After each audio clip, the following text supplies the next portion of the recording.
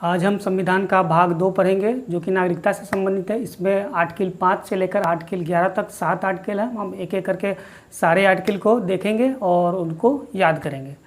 Article 5 क्या कहता है? आर्टिकल 5 कहता है कि संविधान के प्रारंभ में नागरिकता, यानी कि संविधान का प्रारंभ जिस दिन हुआ था, यानी कि 26 जनवरी 1950 को, उस दिन जो भी व्यक्ति भारत में निवास कर रहे थे वे सभी व्यक्ति क्या होंगे? भारत के नागरिक होंगे।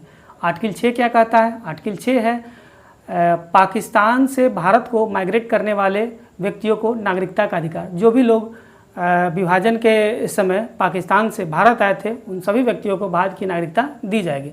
आर्टिकल 7 है पाकिस्तान को माइग्रेट करने वाले कुछ व्यक्तियों को नागरिकता का अधिकार। क्या मतलब हुआ इसका? कि जो व्यक्ति विभाजन के समय भारत से पाकिस्तान चले गए थे लेकिन पुनः वापस भारत में चले आए, उन व्यक्तियों को भी भारत की नागरिकता दी जाएगी। आर्टिकल 8 क्या कहता है? आर्टिकल 8 है हमारा भारत से बाहर आने वाले भारतीय मूल के कुछ व्यक्तियों को नागरिकता का अधिकार। यानी कि जो व्यक्ति भारतीय मूल के हैं और भारत से बाहर रह रहे हैं वो व्यक्ति भी भारत के नागरिक बन सकते हैं अगर उसे भारतीय राजनीति द्वारा नागरिक के रूप में स्वीकार कर लिया जाता है। आर्टिकल 9 क्या है? आर्टिकल 9 है विदेशी राज्य की नागरिकता स्वेच्छा से अर्जित करने वाले व्यक्तियों का भारत का नागरिक न होना।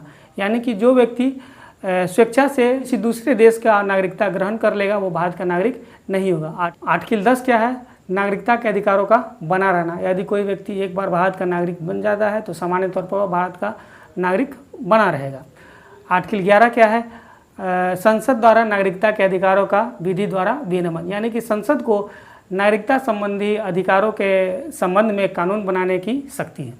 इस प्रकार आर्टिकल 5 से लेकर आर्टिकल 11 तक नागरिकता संबंधी जो भी अधिकार है वो दिए गए हैं।